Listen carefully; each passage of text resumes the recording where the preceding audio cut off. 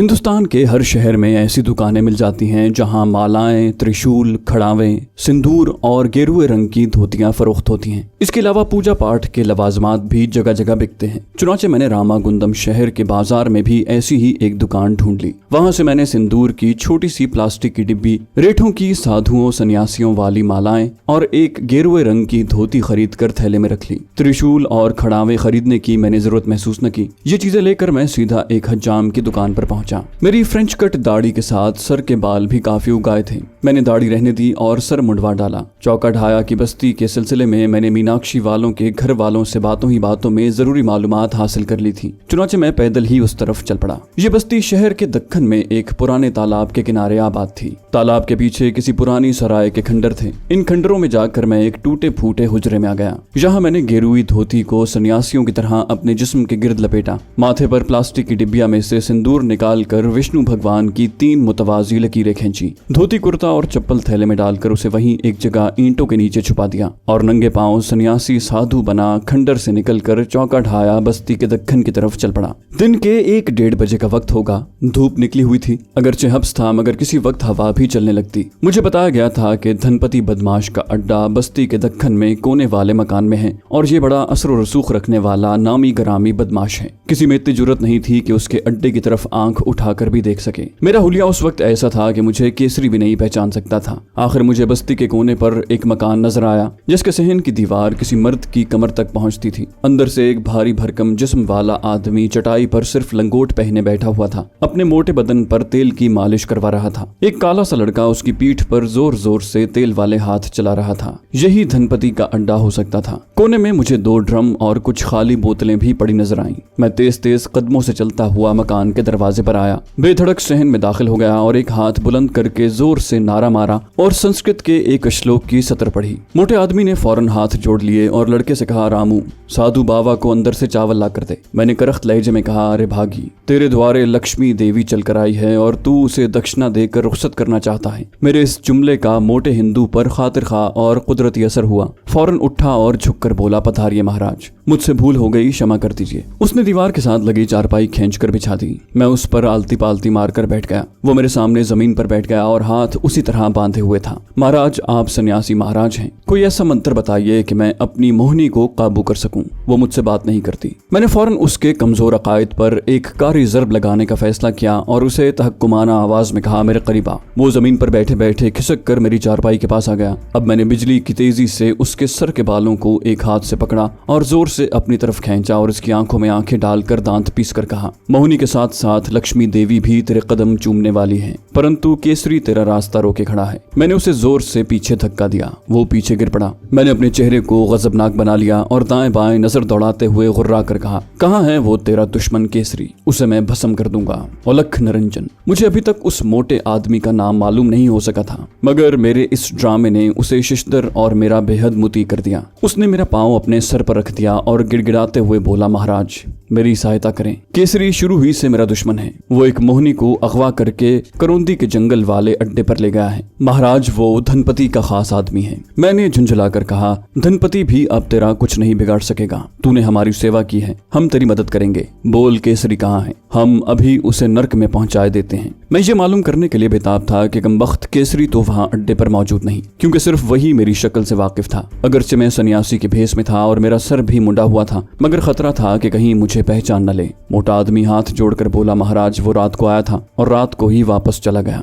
मैंने कहकहा लगाकर कहा, हम सब कुछ जानते हैं कि वो क्यों आया था और कहां से आया था। हम तुम्हारा इम्तिहान ले रहे थे। केसरी माल लेकर आया था धनपति के लिए, ठीक ना? मोटे आदमी ने मेरे पांव छू लिए और बोला, महाराज, आप तो अंतर्यामी हैं, आपसे क्या छुपा हुआ है? मैंने आंखें बंद कर ली, फिर फौरन ही खोल दी। इस दौरान में मैंने उस मोटे आदमी की कलाई पर मराठी में गुदा हुआ उसका नाम पढ़ लिया। कलाई पर उसका नाम चंदू लिखा था। मैंने रोबदार आवाज में कहा, चंदू सुन, केसरी एक लड़की को यहाँ लाया था, है ना? चंदू पूरी तरह मेरे जेर असर हो चुका था। जल्दी से बोला, हाँ महाराज। मैंने चुटकी बजाकर हाथ को हवा में उछाला, चंदू की तरफ देखा और हल्का सा कहकहा लगाकर कहा, चंदू, जिस लड़की को केसरी यहाँ लाया था, अगर तू उस लड़की के सर के साथ बाल हासिल करके उसे जलाकर अपनी मोहनी के घर की दहलीज पर फेंक दे तो मोहनी तेरी दीवानी हो जाएगी और फिर मैं तुझे वो मंत्र बताऊंगा जिसको अगर तू लोहे पर फूंकेगा तो वो सोना बन जाएगा। जा, तेरा कल्याण हो। अब हम जाते हैं। जब तक केसरी की लाई हुई लड़की यानी सोनिया के बारे में मुझे पूरी तफसीलात न मिल जाती, मैं वहां से हिल भी नहीं सकता था। मगर मेरा वहां से उस वक्त उठने का इरादा करना मेरे इस ड्रामे का क्लाइमैक्स यानी नुक्ता उरूज था। मैं जानता था कि चंदू मुझे नहीं जाने देगा और वैसा ही हुआ। उसने मेरे पांव पकड़ लिए। महाराज मुझ पर दया करें, अभी न जाएं, वो लड़की तो यहाँ नहीं है। मेरे कान खड़े हो गए। ये बदबख्त मोटू क्या कह रहा था? मैं थोड़ा सा मुस्कुराया और बोला, अलख निरंजन, हम सब कुछ जानते हैं। हम उस लड़की को किसी और जगह पर देख रहे हैं। एक कोठड़ी है, बाहर दरख्त हैं। कोठड़ी और दरख्त वहाँ हर जगह होते थे और अगवा की औरतों को ऐसे ही जगहों पर रखा जाता था। चंदू छठ बोला, अंतर्यामी आपने ठीक फरमाया, वो लड़की जंगल में है। केसरी बदमाश उसे 500 रुपए में धनपति के पास बेचने गया था। धनपति ने उसे जंगल में खूनी राणा के पास भिजवा दिया। महाराज आप तो सब कुछ जानते हैं। धनपति का खूनी राणा से याराना है और उससे बड़े फायदे हासिल करता है। राणा खूनी की हैबत से तो जंगल के दरख्त भी कांपते हैं। फिर उसने अपना सर मेरे पाँव में रख दिया और आजिजी से गिड़गिड़ाने लगा। महाराज देवी देवताओं से कहें मुझे उस लड़की के बाल ला दें। महाराज मैं वहां नहीं जा सकता, राणा खूनी मुझे मार देगा। मैं मोहनी के बगैर जिंदा भी नहीं रह सकता महाराज। अब मैं इस बात की तस्दीक करना चाहता था कि जिस लड़की को केसरी यहाँ लाया था क्या वो सोनिया ही थी। मैंने चंदू के सर के बालों को पकड़कर पीछे धक्का दिया और गुस्से में कहा, मूर्ख, तू बुज़दिल है, तू कुछ नहीं कर सकता। अब जो हम सवाल करेंगे उसका ठीक ठीक जवाब दे। चंदू ने हाथ बांधे हुए कहा, पूछे महाराज। मैंने उसे सोनिया का जो हुलिया बताया उसने उसकी बराबर तस्दीक की। वो उसे मेरा चमत्कार यानी करिश्मा समझा कि मैं उस औरत का हूबहू नाक नक्शा बता रहा हूँ जिसको केसरी अगवा करके लाया था और जिसे मैंने नहीं देखा था। जब मुझे यकीन हो गया कि जहाँ सोनिया को ही लाया गया था तो फिर मैंने उससे अपने मखसूस तहक्कुमाना अंदाज में करुंदी जंगल में उस ठिकाने के बारे में पूछा जहाँ राणा खूनी की खुफिया कमीनगाह थी और उसके बकौल जहाँ सोनिया राणा खूनी की तहवील में थी। चंदू को भी करुंदी जंगल वाली कमीनगाह के मुताल्लिक सिर्फ इतना ही मालूम था कि वो चंद्रपुर से जो छोटी लाइन गोंडा की तरफ जाती है उसके आधे रास्ते पश्चिम की तरफ एक कच्चा रास्ता घने जंगल में जाता है। ये रास्ता आदिवासियों के एक जंगली गांव में पहुंचकर खत्म हो जाता है। उससे आगे जंगल का खतरनाक इलाका शुरू होता है जहां पहाड़ी है, वीरान संगलाख टेकरियां, आबशारें, गहरी खड्डें और हजारों बरस पुराने गार हैं। ये जंगल सांपों, आदमखोर शेरों, खूनी दरिंदों से भरा हुआ है। यहाँ सुर्ख चट्टानों के दरमियान एक नदी बहती है जिसका पुल एक तरफ से टूटकर नदी में गिरा हुआ है। उस नदी के पार एक छोटी सी पहाड़ी के गार में राणा खूनी की कमीनगाह थी। ये सब कुछ चंदू ने इसलिए भी मुझे बता दिया कि मैंने उसे कहा था कि मैं खुद लड़की के सर के बाल लेने जाऊंगा। वो तो मेरे आगे बिछा जा रहा था। मैंने उससे अहद लिया कि अगर उसने किसी दूसरे को ये बातें बता दी तो वो सारी जिंदगी अपनी महबूबा और लक्ष्मी देवी की शक्ल नहीं देख सकेगा। वो मेरे पांव अपने सर पर रखकर बोला, महाराज आप अंतर्यामी हैं, ज्ञानी ध्यानी हैं, मैं किसी के आगे जबान नहीं खोलूंगा। फिर मेरे हाथ को बोसा दिया और आजिजी से सवाल किया, महाराज आप कब जाएंगे? परंतु महाराज राणा खूनी बड़ा जालिम है। उसके साथ ही जंगल में आसपास राइफलें लिए पहरे पर मौजूद रहते हैं। मैंने हाथ उठाया और कहा, मूर्ख, तू सन्यासियों की शक्तियों से बेखबर है। तूने हमारी सेवा की है, हम इसीलिए तेरी मदद करने जा रहे हैं। राणा खूनी हमारा बाल भी बीका नहीं कर सकता। अच्छा अब हम चलते हैं। खुदा का शुक्र था कि अभी तक धनपति वहां नहीं आया था, वरना मुझे एक बार फिर ड्रामे का सीन दोहराना पड़ जाता। वो सहन के दरवाजे तक मेरे पीछे पीछे आया, मेरे पांव छूकर बोला, महाराज आप कब तक वापस पधारेंगे? मैंने उसे हाथ से पीछे धक्का देकर कहा, अब ज्यादा बकवास न कर, जा दफा हो जा। तू हम पर हुक्म चलाने वाला कौन है? वो तो गिड़गिड़ाने लगा, माफिया मांगने लगा। मैं उसे ये कह कर के जल्द वापस आऊंगा अलख निरंजन का नारा लगाकर चल दिया। तेज तेज कदमों से चलता हुआ बस्ती की गलियों में दाखिल हो गया और बस्ती की दूसरी तरफ से निकलकर सीधा तालाब के अकब वाले पुराने खंडर में आ गया। वो सीधा हुजरे में पहुंचकर ईंटों के नीचे से थैला निकाल कर कपड़े तब्दील किए, माथे पर लगा हुआ तिलक पूंछ कर मिटाया, माला और गेरुआ लिबास थैले में रखा और धोती कुर्ते और चप्पल में वापस नंद्रिकर के मकान की तरफ रवाना हो गया। मुझे उम्मीद नहीं थी कि ये मिशन इतनी जल्दी मुकम्मल हो जाएगा। अब दूसरा मरहला शुरू होने वाला था जो दुश्वार और कठिन था। मैं चाहता था कि मुझे करुंदी के जंगल के बारे में मजीद मालूमात हासिल हों। नंद्रिकर के मकान पर पहुंचा तो वो लोग मेरा मुंडा हुआ सर देखकर हैरान रह गए। मीनाक्षी की माता ने उंगली होंठों पर रखे हुए ताज्जुब से कहा, अरे पांडे, ये तुमने संन्यास कब से ले लिया? मैंने मुस्कुराते हुए सर पर हाथ फेरा और कहा, माता जी, सर में खुजली बहुत होती थी, सोचा कि घोट नंदन करवा दूं, शायद इसी तरह से आराम आ जाए। मीनाक्षी मेरी तरफ देखकर हंस रही थी। नंद्रिकर ने उसे दबी जबान में डांट दिया। उसके बाद नंद्रिकर ने मकान की छत पर एक छोटा सा कमरा दिखाया जो मुझे आर्जी तौर पर रहने के लिए दिया गया था। इस छोटे से स्टोर रूम की छत स्लेटी रंग के टीन की थी। अंदर टूटी लकड़ी की चीजें पड़ी थी। रात फर्श पर मेरा बिस्तर लगा दिया गया। नंद्रिकर बोला, जब तुम्हें नौकरी मिल जाए तो बेशक कोई दूसरी जगह किराए पर ले लेना, मैं तुम्हारी नौकरी की पूरी कोशिश करूंगा। मैंने उसका शुक्रिया अदा किया और फर्शी बिस्तर पर आलती पालती मारकर बैठ गया। वो ये कहकर चल दिया कि थोड़ी देर में चाय के लिए नीचे आ जाना। चाय सबने मिलकर पी। जब मीनाक्षी, उसकी माता और नंद्रिकर की बीवी वहां से उठ गईं, तो मैंने नंद्रिकर से करोंदी नदी का जिक्र छेड़ दिया। नंद्रिकर का एक दोस्त किसी जमाने में करोंदी के जंगल में फॉरेस्ट ऑफिसर रह चुका था। वो कहने लगा, भगवान उस जंगल में किसी को न लेके जाए। मेरे दोस्त ने सिर्फ 6 माह उस जंगल में गुजारे थे। जब भारी रिश्वत की मदद से अपनी तब्दीली करवाकर नागपुर मुझसे मिलने आया तो पहचाना नहीं जाता था। रंग काला पड़ गया था, जिस्म बहुत दुबला हो गया था। मैंने हंसकर कहा, क्यों, उसे वहां खाने को नहीं मिलता था? नंद्रिकर चाय का घूंट भरते हुए कहा, खाने को बहुत कुछ मिलता था, मगर जहरीले सांपों और आदमखोर शेरों के खौफ से वो सहमा रहता था। और फिर ये जंगल मफरूर कातिलों और जालिम डाकुओं की पनाहगाह भी तो थी। फॉरेस्ट डिपार्टमेंट वालों ने जिस मुलाजिम को सजा देनी होती थी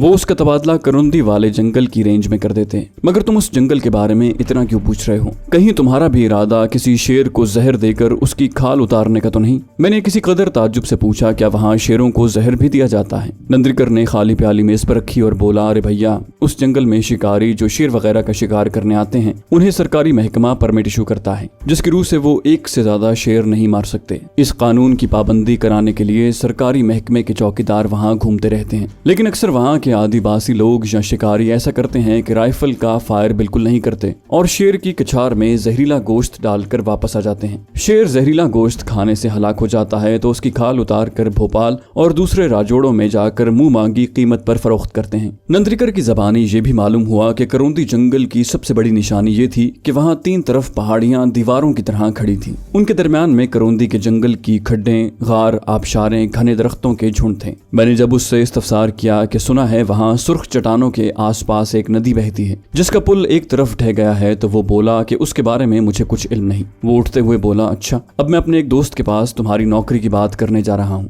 भगवान ने चाहा तो तुम्हें स्कूल में नौकरी मिल जाएगी। मैंने अगले रोज वहाँ से करोंदी जंगल की तरफ कूच कर जाने का फैसला किया। मैंने ये फैसला किया कि नंद्रिकर और उसकी माता को बताए बगैर जाऊं, क्योंकि उन्हें कुछ बताने का सवाल ही पैदा नहीं होता था। मैंने चंद्रपुर रेलवे स्टेशन पर उतरकर करोंदी जंगल की तरफ अपना सफर शुरू कर दिया। स्टेशन पर आकर दीवार पर लगा हुआ नक्शा देखा तो मालूम हुआ कि चंद्रपुर का स्टेशन रामागुंतम से आगे 2 स्टेशन छोड़कर आता है। ट्रेन सुबह 6:15 बजे रवाना होती थी। मैं देर तक करोंदी जंगल के दुश्वार गुजार रास्तों, उसके नशेब फराज और राना खूनी की कमीनगाह के बारे में सोचता रहा। मेरे पास सिवाय एक चाकू के दूसरा कोई हथियार नहीं था। सुबह जल्दी उठ बैठा। मैं छत पर सोया था। सीढ़ियां सहन में उतरती थीं। मैंने अपना थैला बगल में दबाया और मुंह अंधेरे ही सीढ़ियां उतरकर सहन का दरवाजा खोला और आराम से बाहर निकल गया। स्टेशन पर जाकर टी स्टॉल पर नाश्ता किया, वहीं मुंह हाथ धोया। अपने गेरुए रंग के कपड़े और माला मैंने साथ ही रख ली थी कि शायद काम आ जाए। सिंदूर वाली प्लास्टिक की डिब्बी थैले में ही थी। रुपए और चाकू अलबत्ता मेरी कमीज की अंदरूनी जेब में थे।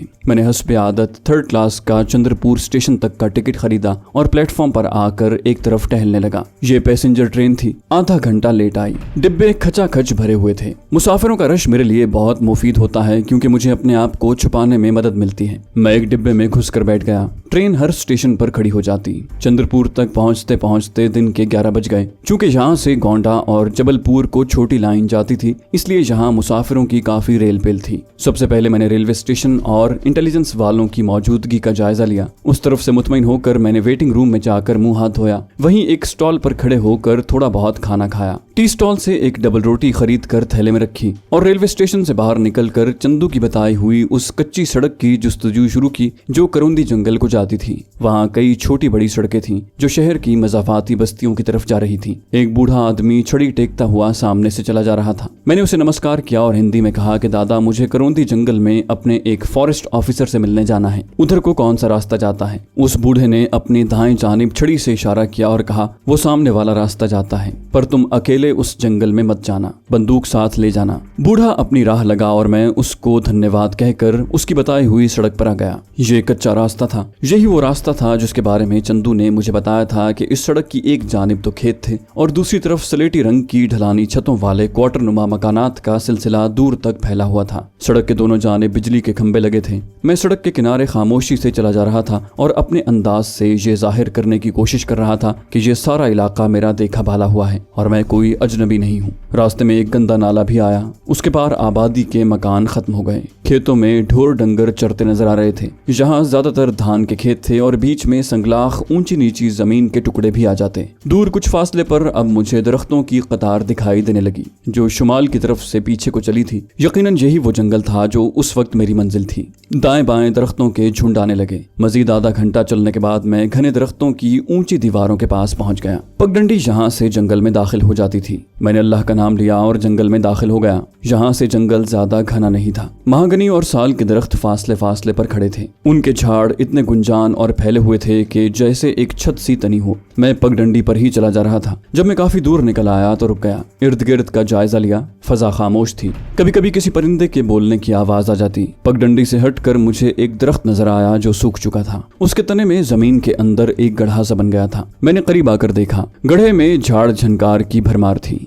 यहाँ मैंने इत्मीनान से बैठकर अपने कपड़े तब्दील किए और एक बार फिर अपना हुलिया साधु सन्यासी का बना लिया। माथे पर तिलक लगाया, गले में मालाएं पहनी, पाँव में चप्पल ही रहने दी। धोती कुर्ते को थैले में ठूंस कर थैले को गड्ढे में खुश्क पत्तों के नीचे छुपा दिया और बिस्मिल्लाह पढ़कर एक पगडंडी पर चल निकला। इस पगडंडी को आदिवासियों के एक गांव में जाकर खत्म हो जाना था। अब मुझे उस आदिवासी गांव का इंतजार था। अभी तक जंगल में किसी जानिब से मुझे किसी जंगली जानवर की आवाज सुनाई नहीं दी थी। वैसे अभी जंगल ज्यादा घना भी नहीं हुआ था। पगडंडी दरख्तों के बीच में कभी दाएं और कभी बाएं जानिब मुड़ जाती। ये पगडंडी जरा ऊंचाई में जाकर नीचे नशेब में उतरी तो मुझे ऊंचे ऊंचे दरख्तों के बीच में साथ साथ बनी हुई घास फूस की कुछ झोंपड़ियां नजर आईं। जरूर यही आदिवासियों का गांव था। आप साधु सन्यासियों के भेष में हो तो इंडिया के शहरों और रियासत में आपको किसी किस्म की तकलीफ का सामना नहीं करना पड़ता। हिंदू लोग चाहे वो किसी फिरके से ताल्लुक रखते हों, साधु सन्यासियों की खिदमत करना अपना धर्म समझते हैं। खून आशाम डाकू तक उन्हें नुकसान पहुंचाने का तसव्वुर भी नहीं कर सकते।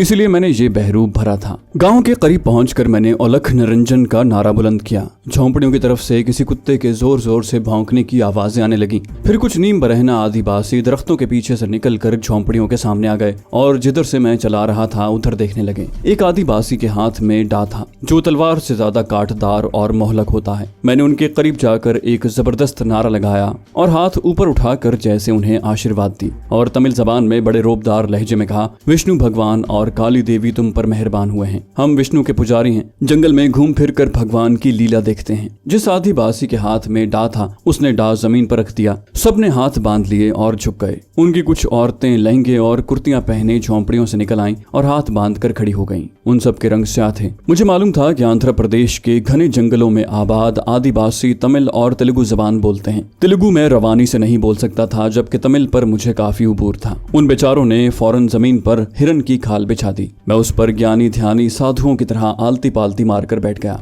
एक औरत ने फौरन मेरे आगे केले के पत्तों को फैला दिया। दूसरी औरत झोंपड़ी में से मेरे लिए कुछ जर्द केले और उबले हुए मोटे चावल ले आई। ये सब कुछ उसने केले के पत्तों पर रख दिया। उनमें से एक कदरे ज्यादा उम्र का स्याफाम दुबला पतला सा आदमी हाथ जोड़कर मेरे सामने बैठ गया और तमिल जबान में ही बोला, महाराज हमारे धन भाग के आप पधारे। हम गरीब लोग आपकी यही सेवा कर सकते हैं, इसे स्वीकार कीजिए। अब मुझे अचानक ख्याल आया कि अपनी डबल रोटी तो मैं थैले में ही रखकर भूल आया था। जंगल के ऊंचे नीचे रास्तों पर चलते चलते मैं काफी थक गया था और भूख भी दोबारा चमक उठी थी। चुनाचे मैंने उबले हुए चावल जिन पर शायद मछली का अचार डाला गया था मजे से खा लिए। 2-1 केले भी चट कर गया और उन सबको आशीर्वाद दी। करौंदी जंगल आगे शुरू होता था। उस जंगल के बारे में बूढ़े आदिवासी ने मुझे काफी मालूमात मुहैया की। दिन का तीसरा पहर हो रहा था। उस वक्त अगर मैं करौंदी के जंगल में दाखिल होता हूँ तो राना खूनी की कमीनगाह तक पहुँचते पहुँचते यकीनन रात पड़ जाती। यही सोचा कि रात आदिवासियों के पास गुजारी जाए और सुबह के वक्त अपने दुश्वार गुजार सफर का अगला मरहला शुरू किया जाए। अभी मैं ये सोच ही रहा था कि कुछ लोग एक आदमी को उठाए हुए लाए